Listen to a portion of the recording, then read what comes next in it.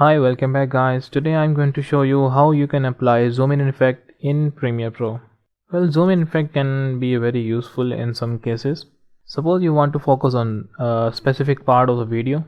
You can use zoom in effect to focus on that, and there are many useful things you can do with this. So let's get started. I will also leave the instructions in the description as well. Make sure to check that out.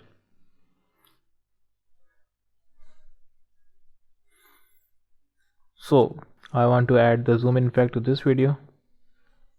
I'll just put it on the timeline, and here you can see that's a video in a man walking in front of a waterfall.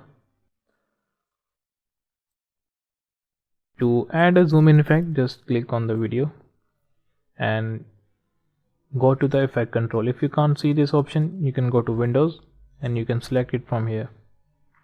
So I'm going to use this effect control, and here are some options. The number one is position and the other one is scale. The scale is used to scale the video. By default is 100%. So to add a custom zoom in animation, we will use the keyframes. So I'll be using this one and this one. These two are called the keyframes. What I'm going to do is just go some ahead and increase the scale. I will use the position marks.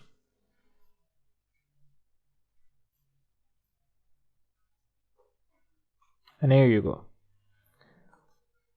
I will put them here. And here you can see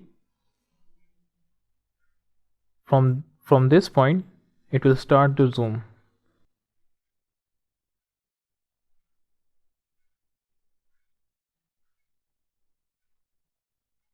So that's how you can apply the zoom in effect in Premiere Pro. If you know any other method to apply zoom in effect in Premiere Pro, do let us know in the comments below. Also, like the video and subscribe to the channel for more. Thank you for watching.